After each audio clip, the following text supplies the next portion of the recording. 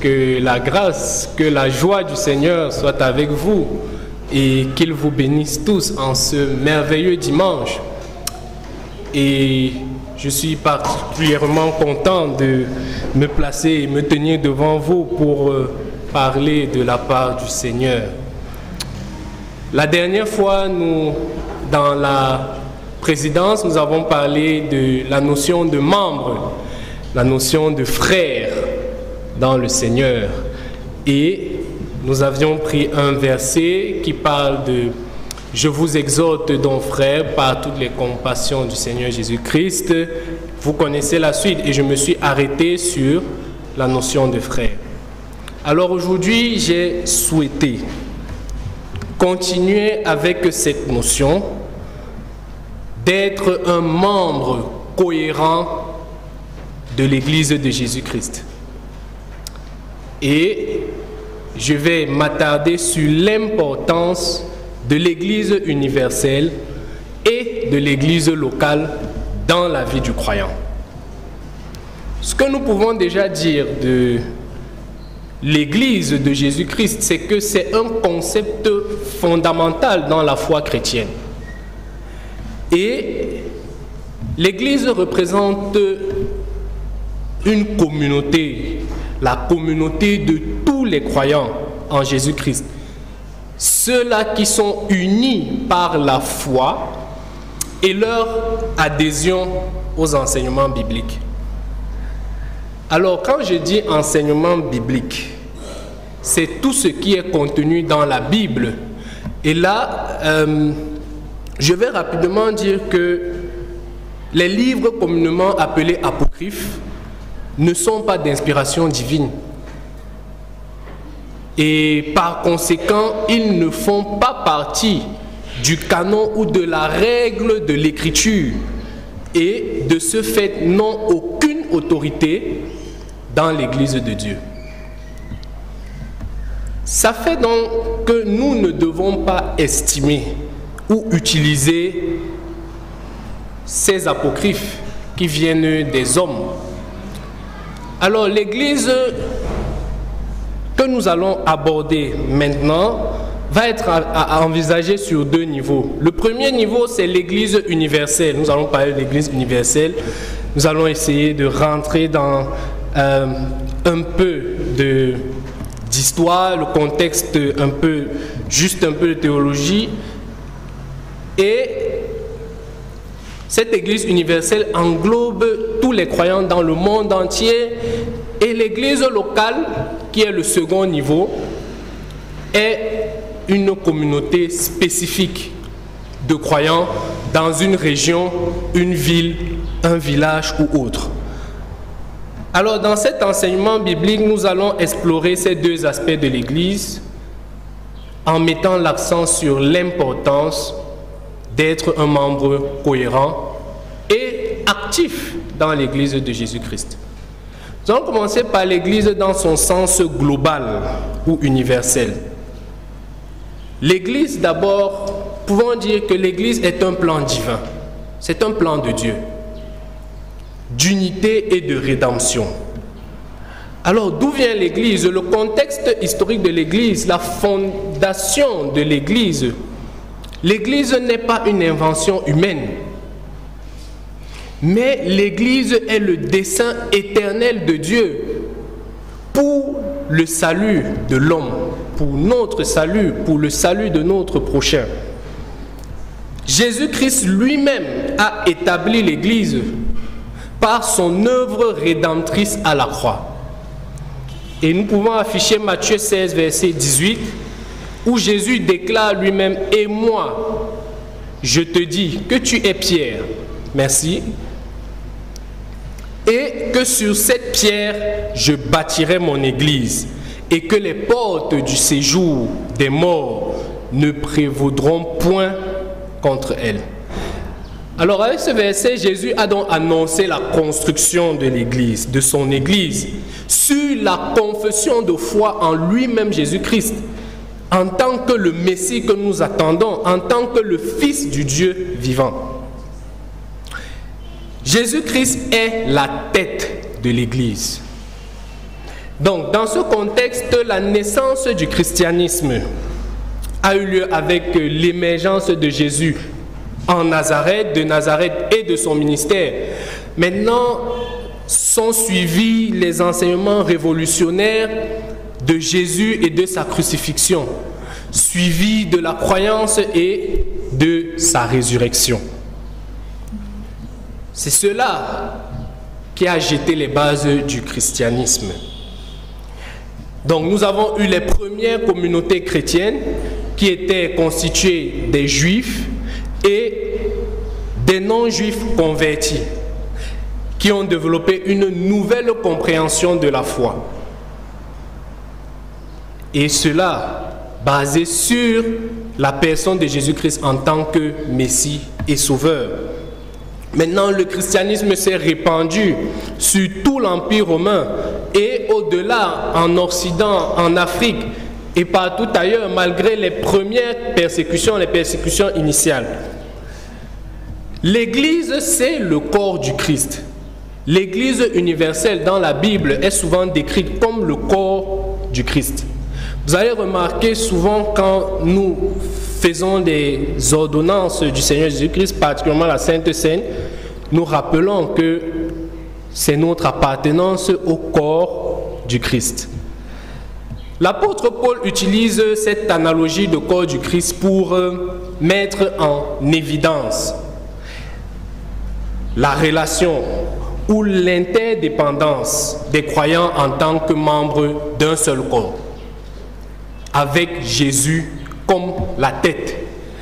Dans la première épître aux Corinthiens, chapitre 12, le verset 7, il est écrit « Vous êtes le corps de Christ, et vous êtes ses membres, chacun pour sa part. » Alors cette image souligne l'importance de l'unité et de la complémentarité des membres de l'Église. Le Seigneur Jésus-Christ est le chef de l'Église. Et en lui, Jésus-Christ, en lui est investi, par le décret du Père, tout pouvoir pour appeler, pour instituer l'ordre et le gouvernement de l'Église. L'Église a sa tête, le Seigneur Jésus-Christ. Ça veut dire que le pape de Rome ne peut être en aucun sens le chef de l'Église. Vous comprenez? Et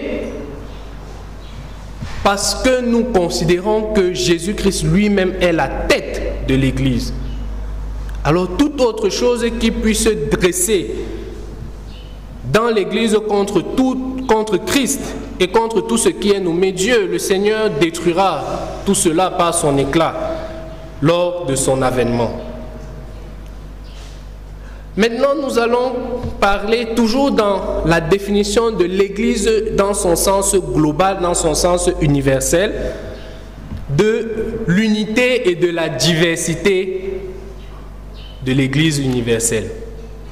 Nous avons dit tout à l'heure que nous formons un seul corps et donc nous formons un seul esprit. L'Église universelle est caractérisée par une unité spirituelle profonde. Nous allons bien détailler cela quand nous allons entrer dans la définition de l'Église locale et de ce qui fait de nous un membre cohérent de l'Église locale. Paul a exhorté les croyants à chercher à conserver l'unité de l'Esprit par le lien de la paix. Le Saint-Esprit qui habite en chaque croyant est cet agent unificateur qui nous lie tous ensemble en Christ. Et c'est donc comme cela que toutes les nations, l'Église transcende les barrières culturelles, l'Église transcende les barrières nationales, l'Église transcende nos différentes langues. Et elle est appelée à faire des disciples de toutes les nations, comme l'a ordonné Jésus dans la grande mission, la grande commission, qui dit « Allez, faites de toutes les nations des disciples, les baptisant au nom du Père, du Fils et du Saint-Esprit. » Et et enseignez-leur à observer tout ce que je vous ai prescrit. Ça, c'est Matthieu 28, verset 19 ou verset 20. Cette mission est universelle. Ça veut dire qu'elle est adressée à toutes les cultures. Elle est adressée à tous les peuples. Et elle est fondamentale pour l'Église parce qu'elle reflète le cœur même de Dieu.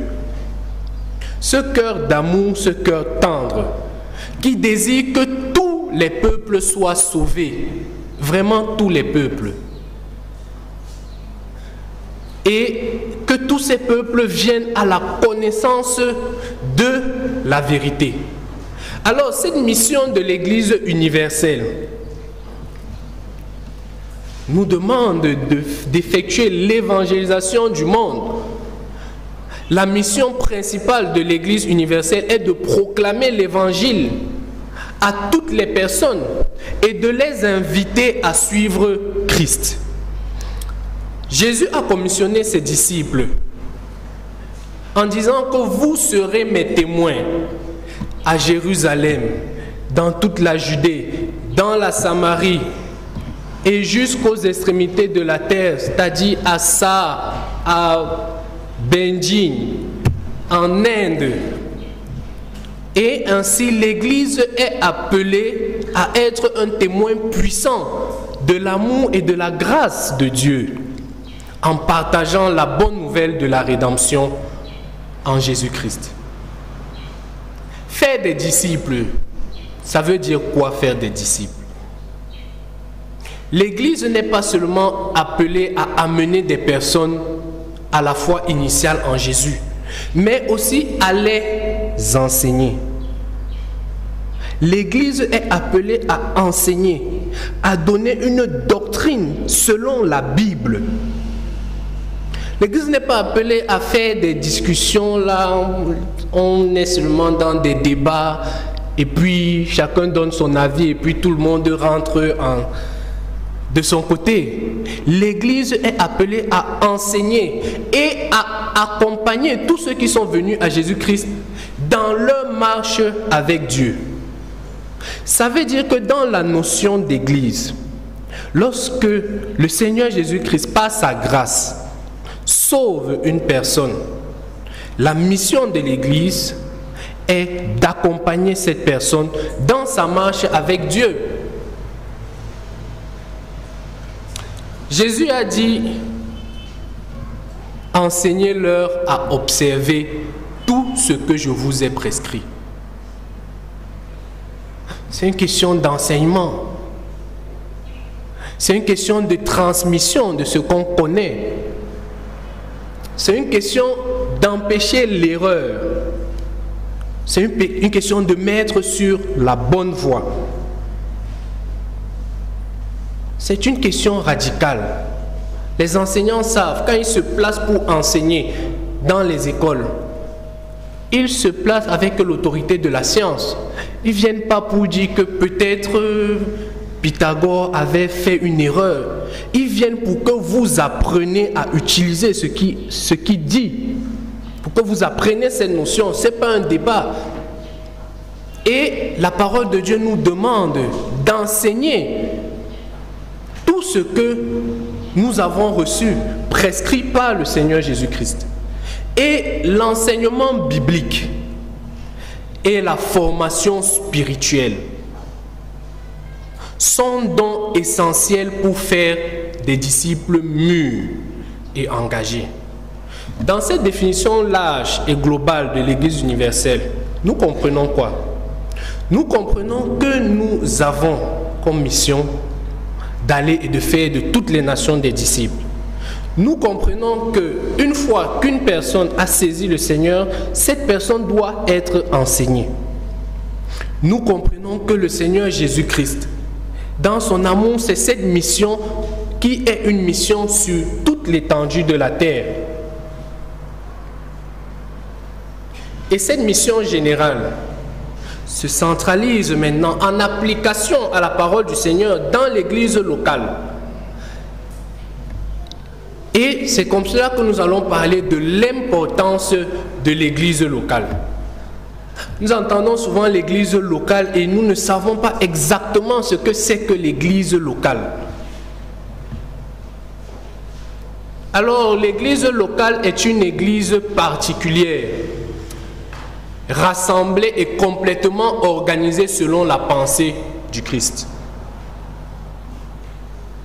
Et qui comprend les officiers et les membres. Les dirigeants de l'église sont nommés par le Christ, sont choisis et sont désignés par l'église pour l'administration des ordonnances. L'administration des ordonnances, c'est-à-dire la Sainte Seine, qui est le repas du Seigneur, le baptême et la mise en exécution du pouvoir ou du devoir que le Seigneur leur confie et auquel il les a appelés. Et ceux-là doivent être, ces officiers sont des anciens, ce sont les diacres, c'est les pasteurs. Et maintenant, nous les croyants, tous les croyants sont tenus de se rassembler dans des églises particulières, selon des occasions et dans des lieux qui leur sont accessibles. Et ainsi, tous ceux qui ont part au privilège de la communion d'une église sont ainsi sujets à sa discipline et à son gouvernement selon le Seigneur, selon la loi du Christ. Beaucoup de chrétiens appartiennent à des églises en ligne. Ils ne réussissent pas à intégrer la discipline, à intégrer la communion et le gouvernement de l'église locale. C'est-à-dire qu'en ligne, là, on ne te demande pas de faire des offrandes. En ligne, on ne te demande pas de rendre visite. En ligne, on ne te demande pas d'assister à des études bibliques ou à une communion physique. L'église locale est un lieu de communion et de croissance spirituelle. Comme nous l'avons défini juste bien avant, l'église locale est constituée des officiers et des membres.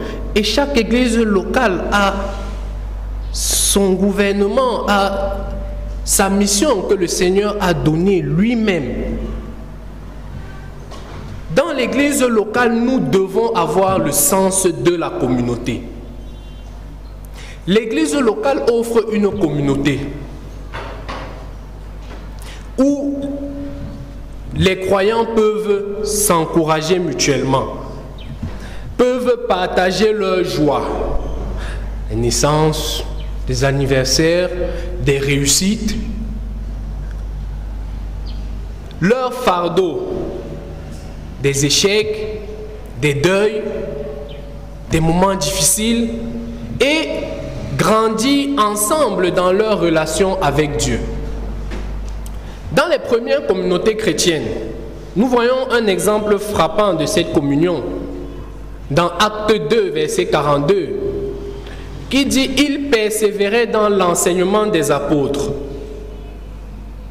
dans la communion fraternelle, dans la fraction du pain et dans les prières. » L'église locale doit être un endroit où les croyants se sentent accueillis, où les croyants se sentent aimés et où les croyants se sentent soutenus, créant ainsi un environnement propice pour la croissance spirituelle. Dans l'église locale, il y a l'édification mutuelle.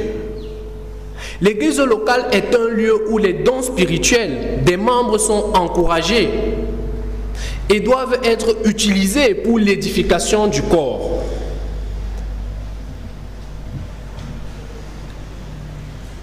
Et l'apôtre Paul enseigne que chaque croyant a reçu des dons spirituels pour le bien commun. Nous avons reçu des dons du Seigneur Jésus-Christ. Et à chacun, la manifestation de l'Esprit est donnée pour l'utilité commune. C'est-à-dire que toi qui sais chanter, toi qui sais écouter, toi qui sais être un soutien,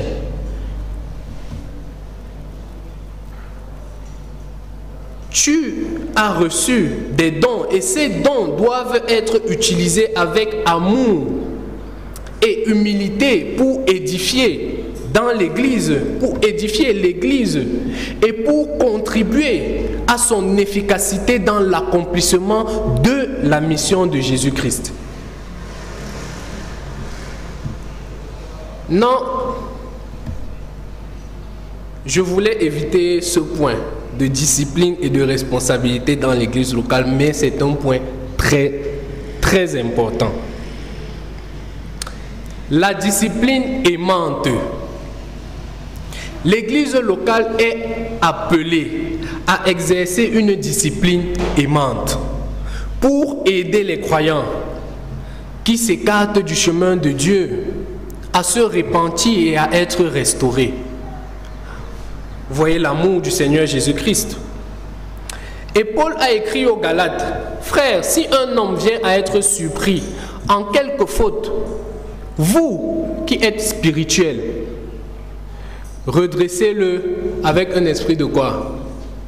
De douceur. Prends garde à toi-même de peur que tu ne sois aussi tenté. » C'est Galates 6, verset 1. Et la discipline dans l'Église vise à restaurer le membre égaré et à préserver l'intégrité du corps du Christ. À restaurer le membre égaré, mais aussi à préserver l'intégrité du corps de Christ. La responsabilité mutuelle. Les membres de l'église locale sont responsables les uns envers les autres et doivent se soutenir mutuellement dans la foi. Et l'apôtre Paul a aussi encouragé les croyants à s'exhorter mutuellement à la persévérance. Mais exhortez-vous les uns les autres chaque jour, aussi longtemps qu'on peut dire aujourd'hui, afin qu'aucun de vous ne s'endurcisse par la séduction du péché. Et l'église locale est un endroit où il y a une chaleur par rapport à ce verset. Nous devons nous encourager mutuellement à rester fermes dans la foi et à vivre selon les principes bibliques.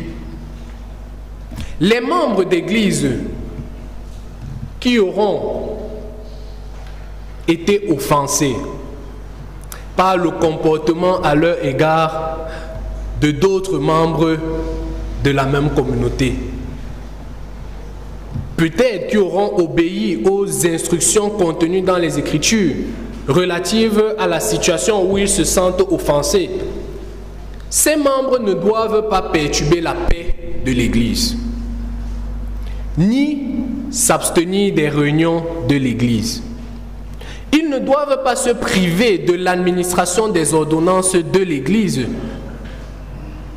en raison des offenses qu'ils auront subies de la part de certains membres de la communauté. Il est de leur devoir de s'en remettre au Seigneur Jésus-Christ dans les décisions que l'Église prendra dans ces circonstances.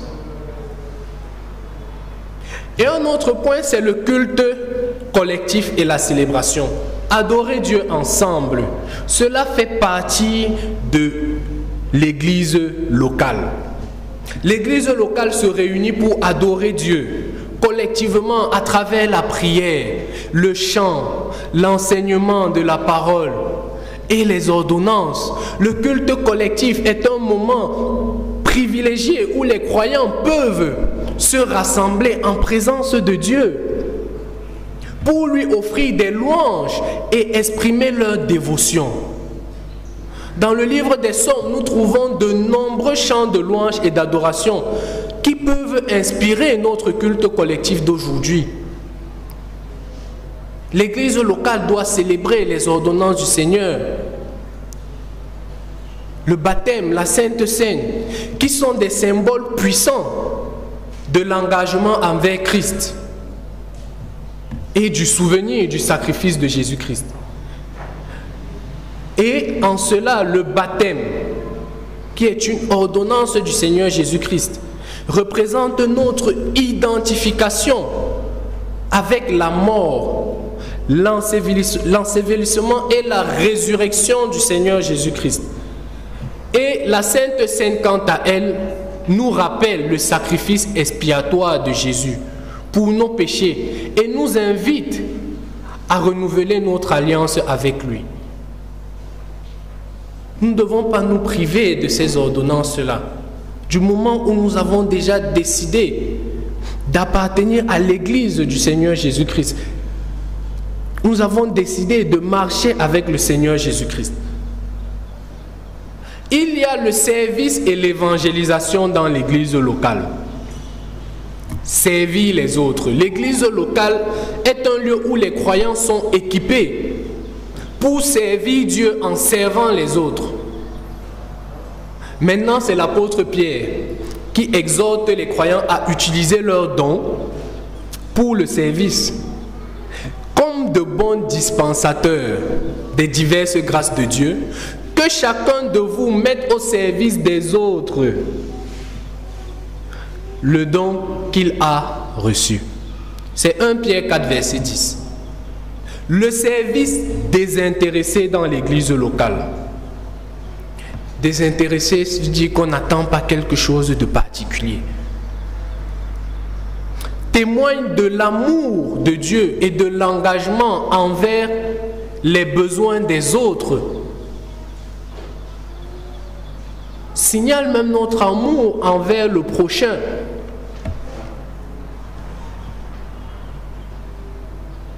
Témoigner dans le monde. L'église locale envoie ses membres dans le monde pour être des témoins de l'amour de Christ et partager l'évangile avec ceux qui ne le connaissent pas. Dans l'église locale comme celle-ci, nous avons beaucoup de membres qui sont dans d'autres pays, qui sont partout ailleurs. Et Jésus a dit à nous, à ceux-là qui se reconnaissent comme ses disciples, il leur a dit de prêcher la bonne nouvelle à toute la création. Donc, en tant que membres de l'Église de Jésus-Christ, nous sommes appelés à être des ambassadeurs.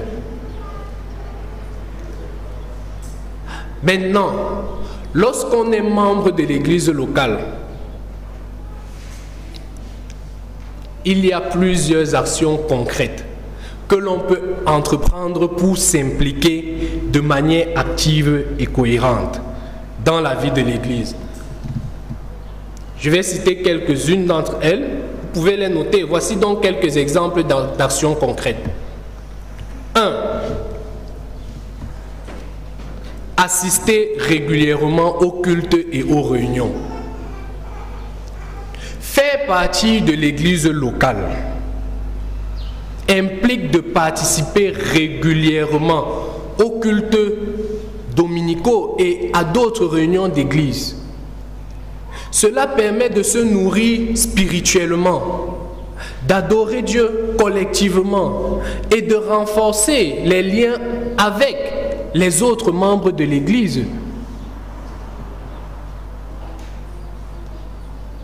Alors, si vous suivez l'église en ligne, vous suivez ces cultes en ligne, tout le temps, ça fait de vous vraiment des personnes qui ne peuvent pas assister ou bien qui ne peuvent pas renforcer les liens avec les autres membres de l'église, parce que ces églises, ces cultes que vous suivez en ligne, il y a des milliers de membres. Comment vous allez faire pour renforcer les liens avec eux? Vous ne pouvez pas. Le deuxième point, participer aux activités de groupe. Les églises locales, comme notre église, l'église évangélique libre, propose des activités de groupe pour les différents âges et les différents intérêts. peut être des camps des jeunes, ça peut être des formations des disciples, ça peut être des sorties d'évangélisation et beaucoup d'autres. Et s'impliquer dans ces activités, frères et sœurs, permet de tisser des liens avec d'autres membres de l'Église, de grandir dans la foi ensemble et de se soutenir mutuellement. Les activités de groupe, c'est tel que des descentes dans des familles, c'est tel que des visites que les groupes constitués organisent. En trois, il y a de s'engager dans le service bénévole, dans un service bénévole. L'Église locale a besoin de volontaires pour soutenir ses ministères et ses activités. Comme vous pouvez le constater, ici nous faisons appel régulièrement à des personnes pour s'intéresser à tout ce qui est du service bénévole, parce que l'Église en a besoin. Nous ne devons pas être des électrons libres. Et quand nous sommes comme ça, nous ne nous identifions pas comme un membre de l'Église locale. Vous comprenez? Et en s'engageant dans un service bénévole, on peut mettre ses dons, on peut mettre ses talents au service de Dieu et des autres.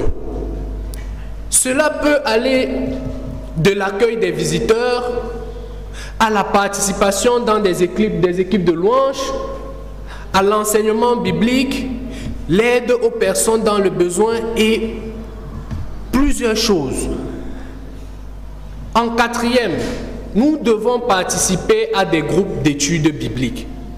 Parce que les groupes d'études bibliques offrent l'occasion d'approfondir sa connaissance des Écritures, de partager ses réflexions avec d'autres membres et d'appliquer les enseignements bibliques dans la vie quotidienne. Il est important de participer aux réunions d'études bibliques. Non seulement parce que ça nous fait être dans la chaleur de Christ, mais en fait ça nous fait partager nos expériences avec les autres. En cinquième point, nous devons nous engager dans la prière pour l'Église et des membres. La prière pour un enfant de Dieu joue un rôle essentiel dans la vie de l'Église. Pourquoi? Parce que la Bible nous dit que la prière du juste est d'une grande efficacité.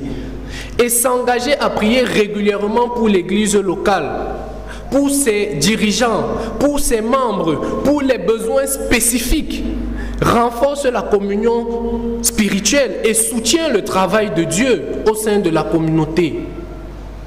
Les membres de chaque église locale sont appelés à prier continuellement pour le bien et la prospérité, non seulement de toutes les églises du Christ, en tout lieu, en toute occasion, mais aussi de son église. Son église qui a ses limites, qui a sa localisation, qui a sa vocation dans l'exercice de ses dons et des grâces du Seigneur. De ce fait, les églises devraient, dans la mesure,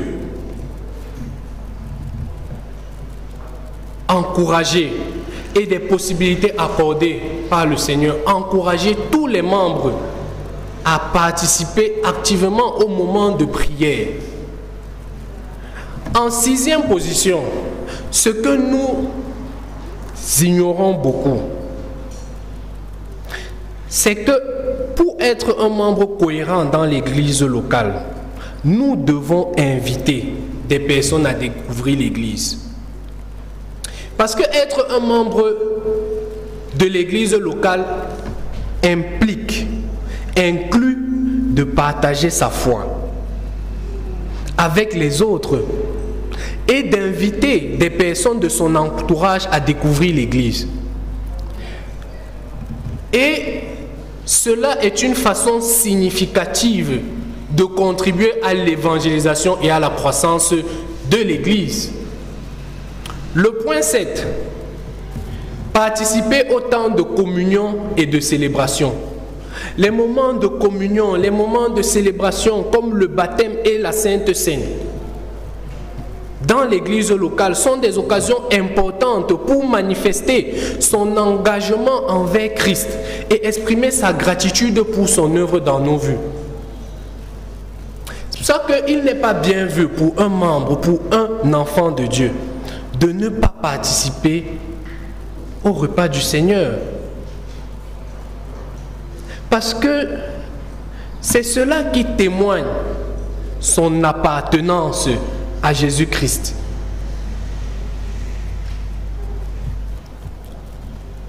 En 8e position, peut être soutenir financièrement l'Église. Contribuer financièrement à l'Église locale est un moyen concret de soutenir ses activités, ses ministères et sa mission. C'est aussi un acte de foi et de reconnaissance envers Dieu qui pourvoit à nos besoins. Amen. 9e position, nous devons nous engager dans la vie de la communauté. Parce qu'au-delà des activités de l'Église, être un membre cohérent implique de s'impliquer dans la vie de la communauté, d'être attentif aux besoins des autres et de chercher des occasions d'aider et de servir les personnes du monde qui nous entourent. Maintenant, j'ai voulu finir avec ce 10e point pour que ça reste gravé aussi. Être membre cohérent de l'église locale demande à rendre compte. Rendre compte parce que cela prouve notre appartenance. Alors, ce que nous ne faisons pas généralement, c'est-à-dire nous savons que nous allons manquer une activité, nous ne signalons pas. Personne même d'ailleurs ne sait que nous ne serons pas là. On voyage, on ne sait pas qu'on a voyagé. De rendre compte parce que c'est notre identification à la solidarité et c'est envers nous un moyen de transparence pour retracer. Nous sommes encouragés, frères et sœurs en Christ, à rendre compte. Nous avons tous les moyens de faire parvenir les informations lorsque nous serons absents, lorsque nous sommes indisponibles, lorsque nous sommes mal portants. C'est un exercice important dans la vie d'une communauté, dans la vie d'une église locale. Nous arrivons là et nous ne voyons pas telle personne. Personne ne sait où la personne là est passée. Par ailleurs, les autres ont besoin de vous. Les autres aiment vous voir. Et donc pour cet amour, nous devons rendre compte. Donc être un membre de l'église locale ne se limite pas à une simple affiliation. Et que dans certaines églises, il y a ce qu'on appelle la carte de membre. C'est un bon concept. Seulement, il faut que ça s'accompagne. C'est un appel à s'engager activement dans la vie de l'Église, à se consacrer à la communion fraternelle, à l'adoration de Dieu, au service des intéressés, à la proclamation de l'Évangile et à être cohérent envers nous-mêmes. Ton église locale, c'est laquelle? Et en répondant à cet appel, nous devenons des agents de transformation dans notre église locale et dans notre communauté. Nous reflétons ainsi l'amour de Christ et nous témoignons de sa grâce à ceux qui nous entourent. Être un membre cohérent de l'église de Jésus-Christ implique de reconnaître et de vivre pleinement le sens biblique de l'église. Tant dans son aspect universel par lequel nous avons commencé et par son aspect local. L'église universelle qui représente le corps de Christ dans le monde entier où tous les croyants sont unis dans leur foi et leur mission. L'église locale aussi offre une communauté de foi où les croyants peuvent grandir spirituellement. peuvent se soutenir mutuellement, peuvent adorer Dieu ensemble, peuvent célébrer les ordonnances du Seigneur et être équipés pour le service et l'évangélisation. Chers frères et sœurs en Christ, en vivant pleinement notre rôle dans l'Église universelle et locale, nous devenons des membres cohérents du corps de Christ. Nous contribuons ainsi à son édification et à l'accomplissement de la mission que Jésus-Christ, le Seigneur lui-même, a donnée.